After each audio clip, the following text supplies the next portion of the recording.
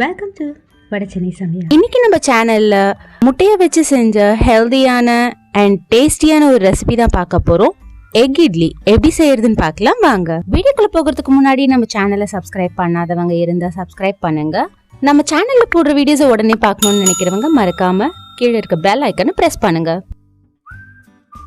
Egg idli and masala ப்ரிப்பரேஷனுக்கு தேவையான ingredients என்னென்னு பார்த்துடலாம்.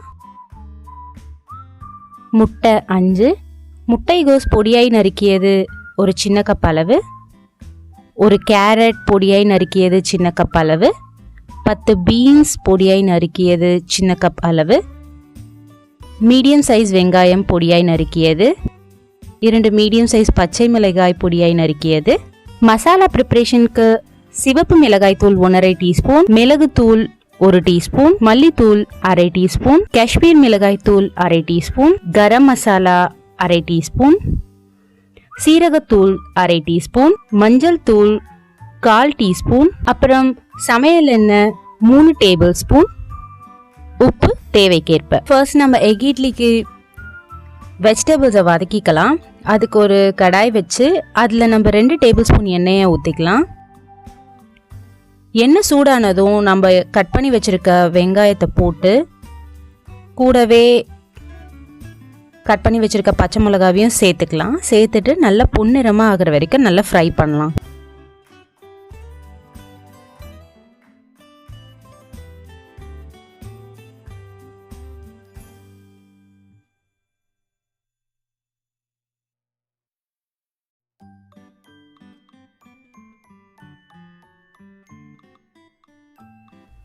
இப்போ கட் பண்ணி வச்சிருக்க முட்டைகோஸை சேர்த்துக்கலாம். அப்புறமா பீன்ஸ்,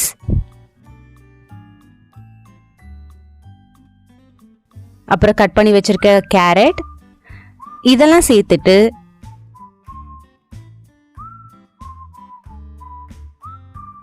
இந்த காய்கறிக்கு தேவையான அளவு உப்பு இதையும் சேர்த்து நல்லா ஃப்ரை பண்ணுவோம். ஸோ இப்போ பார்த்தீங்கன்னா நம்ம தண்ணி எதுவும் சேர்க்கக்கூடாது. இது 90% அளவுக்கு ஃப்ரை ஆகணும். ஸோ மீடியம் ஃப்ளேமில் வச்சு நம்ம இதை வதக்கி எடுக்கலாம்.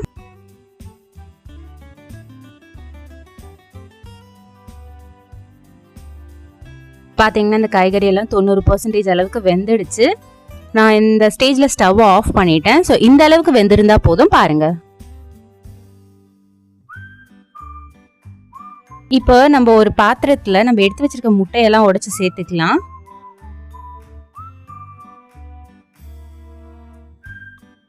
சேர்த்துட்டு அந்த முட்டைக்கு தேவையான அளவு உப்பு மட்டும் இதில் ஆட் பண்ணிக்கலாம். ஏன்னா காய்கறிக்கு நம்ம ஆல்ரெடி சேர்த்தாச்சு. ஸோ இப்போ இந்த முட்டைக்கு தேவையான உப்பு மட்டும் இதில் சேர்த்து நல்லா விஸ்க் பண்ணிக்கலாம். ஸோ இப்போ பார்த்தீங்கன்னா நல்லா உப்பு அந்த முட்டை கூட மிக்ஸ் ஆயிடுச்சு. இந்த ஸ்டேஜில் நம்ம ஆல்ரெடி வதக்கி வச்சிருக்க அந்த காய்கறியை நம்ம இதில் சேர்த்து நல்லா மிக்ஸ் பண்ணிக்கலாம்.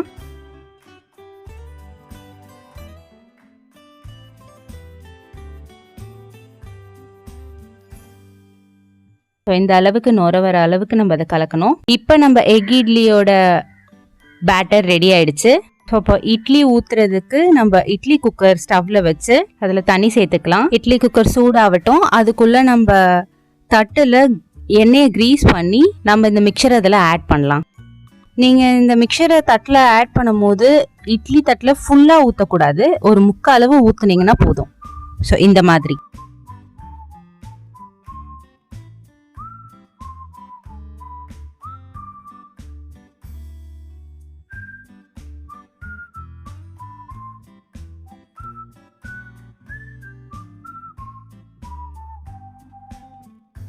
ஸோ ஊற்றியாச்சு. இப்போ நம்ம இதை இட்லி குக்கரில் ப்ளேஸ் பண்ணலாம்.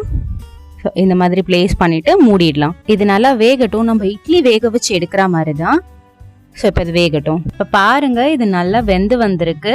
நான் ஒரு நைஃப் வச்சு குத்தி பார்க்குறேன், அதில் ஒட்டாமல் வந்திருக்கு. ஸோ சூப்பராக வெந்து வந்திருக்கு. இது நல்லா ஆறட்டும். அதுக்குள்ளே நம்ம மசாலா பேஸ்ட் ரெடி பண்ணிக்கலாம்.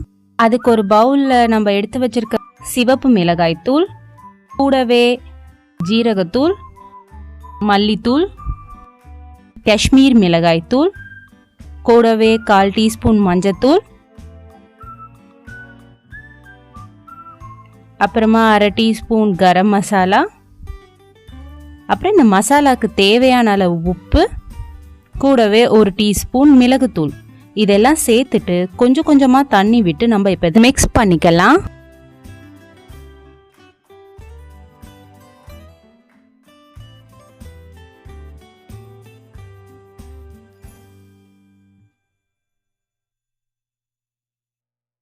ஸோ தண்ணி அளவு பார்த்தீங்கன்னா நமக்கு இந்த மிக்சர் வந்து பேஸ்ட்டாக கிடைக்கணும். ஸோ இப்போ பேஸ்ட்டாக கிடைச்சிச்சு, இந்த அளவு கிடைச்சா போதும் பாருங்கள்.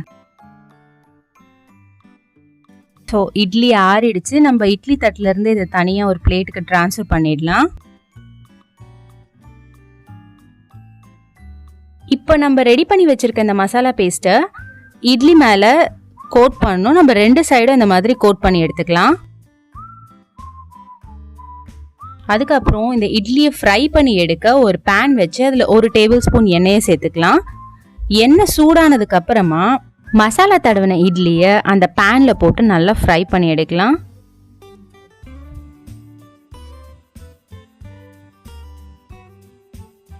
ஸோ பாருங்கள், ஒரு சைடு ஃப்ரை ஆகிடுச்சு. இப்போ செகண்ட் சைடு நான் ஃப்ளிப் பண்ணி போடுறேன். நம்ம மேலே தடவின மசாலா நல்லா ஃப்ரை ஆனால் போதும். ஸோ ஃப்ரை ஆனதுக்கப்புறமா நம்ம இந்த இட்லியை எடுத்துடலாம்.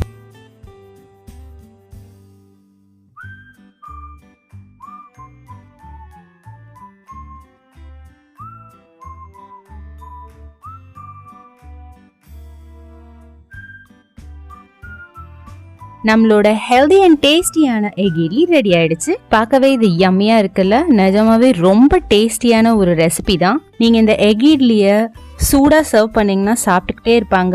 நீங்க எவ்வளோ கொடுத்தாலும் அவங்களுக்கு பத்தாது. ஸோ அந்த அளவுக்கு ரொம்ப டேஸ்டியா இருக்கும். இதுக்கு நீங்க சாஸ் கூட வச்சு சாப்பிடலாம். ரொம்ப டேஸ்டி அண்ட் ஹெல்தியான ஒரு ரெசிபி தான் இது. நீங்க இதை வீட்டில் ட்ரை பண்ணி பாருங்க. ட்ரை பண்ணி பார்த்துட்டு உங்களோட வேல்யூபிள் ஃபீட்பேக்கை கீழே கமெண்ட்ல மறக்காம மென்ஷன் பண்ணுங்க.